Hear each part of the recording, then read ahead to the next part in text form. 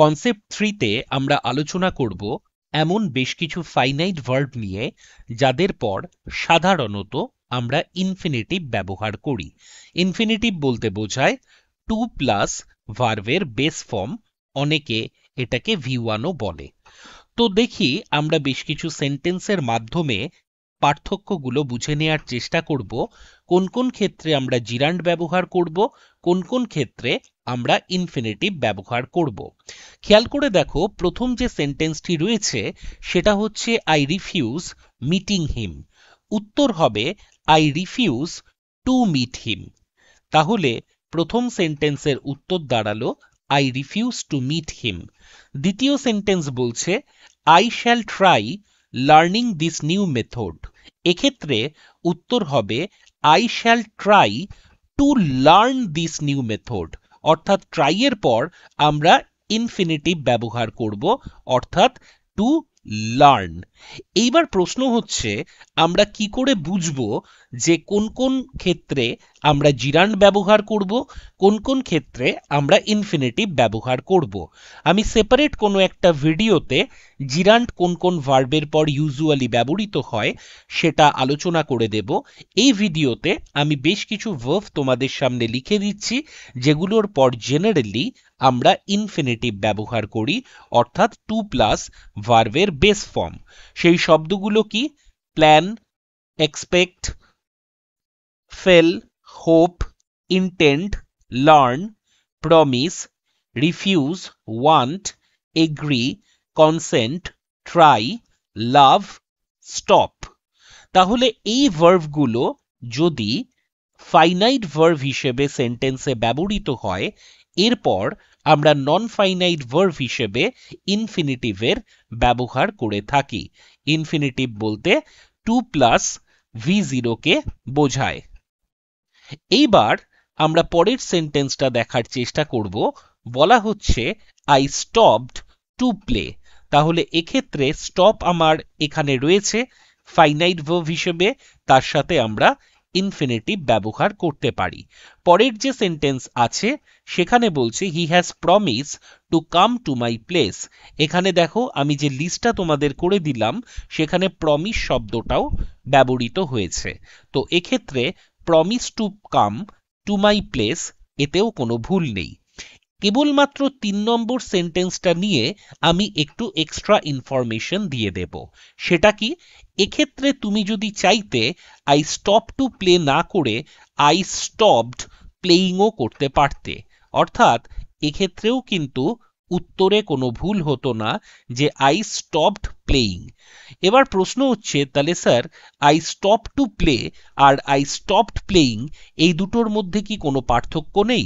উত্তর হচ্ছে অনেক পার্থক্য রয়েছে, এবং এখান থেকেই আমরা মূলত জিরান্ড এবং ইনফিনিটিভের যেটা বেসিক পার্থক্য সেটা এই ভিডিওর মাধ্যমে বোঝার চেষ্টা করব।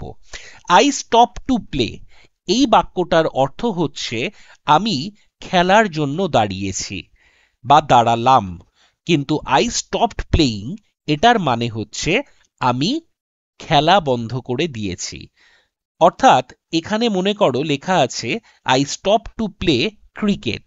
তুমি কোনো একটা রাস্তা দিয়ে হাঁটছো, হাঁটতে হাঁটতে দেখলে কিছু ছেলে মেয়ে খেলাধুলো করছে, তোমারও ইচ্ছা করলো শৈশবে ফিরে যেতে, তুমি দাঁড়িয়ে পড়লে। কেন দাঁড়ালে? খেলবে বলে। তাহলে যখন তুমি ওই খেলবে বলে দাঁড়াচ্ছ সেক্ষেত্রে আমার ব্যবহার করতে হবে infinitive. I stop to play cricket মানে আমি ক্রিকেট খেলবো বলে আমি পথের মধ্যে দাঁড়িয়ে পড়লাম। কিন্তু তুমি যখন বলছো আই স্টপড প্লেইং ক্রিকেট, তখন বোঝাচ্ছে যে তুমি ক্রিকেট খেলা এই যে অ্যাক্টিভিটি এটাকে স্টপ করে দিয়েছো, তুমি আর এখন ক্রিকেট খেলো না। সুতরাং ইনফিনিটিভ আর জিরান্ডের যেটা বেসিক পার্থক্য, জিরান্ড বোঝায় হচ্ছে একটা অ্যাক্টিভিটিকে, অন্যদিকে ইনফিনিটিভ বোঝায় an action which is yet to happen. I repeat, infinitive refers to an action which is yet to happen. Generally যে ঘটনাগুলো এখনো ঘটেনি, ফাইনাইট ভার্বের পরে ঘটবে, এরকম কোনো কিছু বোঝানোর জন্য আমরা ইনফিনিটিভ সাধারণত ব্যবহার করে থাকি। যেমন আই স্টপ টু প্লে, এখানে আমি আগে স্টপ করেছি খেলা হবে পরে। পরের sentence, I shall try to learn English, আমি ট্রাই করব আগে, শিখব পরে। অর্থাৎ দেখবে এই ফাইনাইট ভার্বের একটু পরে হলেও নন ফাইনাইট অ্যাকশনের টাইমটা শুরু হচ্ছে। whereas আমি যদি জিরান্ড ব্যবহার করি সেখানে কিন্তু আগে পরের বিষয় থাকছে না, দুটো সাইমালটেনিয়াস অ্যাকশনকে রেফার করা হচ্ছে। আই স্টপড প্লেয়িং, অর্থাৎ আমি এই সেই অ্যাক্টিভিটিটাকে সেই মুহূর্তে বন্ধ করে দিয়েছিলাম। প্রসঙ্গত উল্লেখযোগ্য যে জিরান্ড এবং ইনফিনিটিভ এমন কিছু জায়গায় একত্রেও ব্যবহৃত হতে পারে, একত্রে মানে সাবস্টিটিউট হিসেবেও ব্যবহৃত হতে পারে। যেমন আমরা বলতে পারি walking is good for health, অর্থাৎ এক্ষেত্রে আমি সাবজেক্ট হিসেবে ওয়াকিংকে ব্যবহার করলাম যে walking is good for health. তো এই সেন্টেন্সে আমি যদি ওয়াকিং না ব্যবহার করে টু ওয়াক ব্যবহার করি তাহলেও কিন্তু সেন্টেন্সের মানে একটুও পরিবর্তন হবে না, মানে টেকনিক্যালি এর কোনো পরিবর্তন হবে না, মিনিং এর সামান্য একটা পরিবর্তন আসবে। ওয়াকিং যেখানে রেফার করবে একটা অ্যাক্টিভিটিকে, whereas টু ওয়াক রেফার করবে an action which is yet to happen. খুব মোটা দাগের পার্থক্য আমরা যদি করতে চাই তাহলে বলতে পারি walking is good for health মানে হাঁটাটা শরীরের জন্য ভালো, to walk is good for health যদি তুমি হাঁটো সেটা শরীরের পক্ষে ভালো। এইরকম একটা সাটল বা সূক্ষ্ম পার্থক্য রয়েছে। আদারওয়াইজ আমরা জানি সেন্টেন্সের সাবজেক্টের জায়গা নাউন অথবা নাউন ইকুইভ্যালেন্টের জন্য বরাদ্দ। নাউন অথবা নাউন ইকুইভ্যালেন্টের মধ্যে কে কে পড়ছে? নাউন ইকুইভ্যালেন্টের মধ্যে পড়ছে প্রোনাউন অথবা জিরান্ড অথবা ইনফিনিটিভ অথবা ভার্বাল নাউন।